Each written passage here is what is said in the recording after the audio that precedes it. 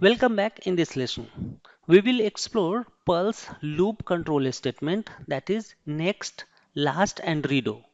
These commands help us control the flow of loops, allowing us to skip iteration, exit loop early, or restart the iteration without rechecking condition again and again. So let's dive in. I'll do is I'll just let me copy for loop, and here let me just comment this one. So now here if you'll see my $I equal to 1 and I wanted to, let's say, run till 10, and inside this what I will do, I just print the $I. So here I'll say $I, and instead of print I'll just use say for now, just to print the value. So it will print 1 to 10, as you can see here. Now we wanted to control this output, and how we can do? So I'll say next if $I modulus operator 2 equal to 0.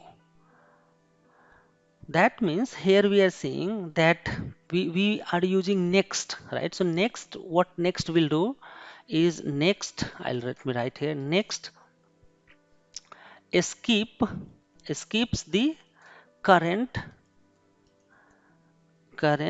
iteration and move to the next line. This one will do the next, then we have last will do as exit the loop immediately.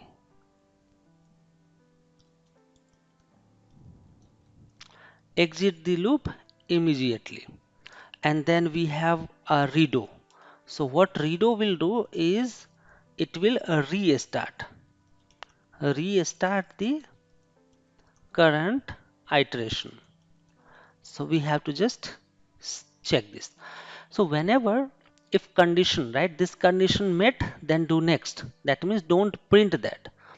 In this case, what we are trying to do is it will only filter, it will only print the odd numbers, because even numbers are filtered out.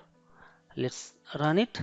You can see it is printing 1 3 5 7 9, because whenever the value is 2, then in this case condition is checking, and if it is true, then it will perform next. That means move to the next line. Don't print the statement, move to the next line. And suppose instead of this, if we use last, right? So let me just comment this part, and I'll use the same thing here. I'll say instead of next, I'll say last. That means we wanted to end here. As soon as this value will reach, we wanted to end loop. So it's exit. Kind of last is used as exit the current iteration itself. Then we have another thing which is redo. If you use redo, then redo repeat the current iteration without rechecking the loop condition. So I can try here, although we can explain, I'll explain in another example. So let's try here redo. If condition will match, then redo. That means jump to this one and perform again. So you can see it's in a loop, right? It's currently in running, and we have to terminate because the condition will always be running, right? So it will never stop actually. So this is how we can do that. If user enter basically we are trying to use redo for validating user input and retrying operation. So in that case, we can just use these three functions that we have available. So now you understood the current working of loop control along with the um, along with the condition that we are using next, last, and redo. We will utilize these things in coming sessions.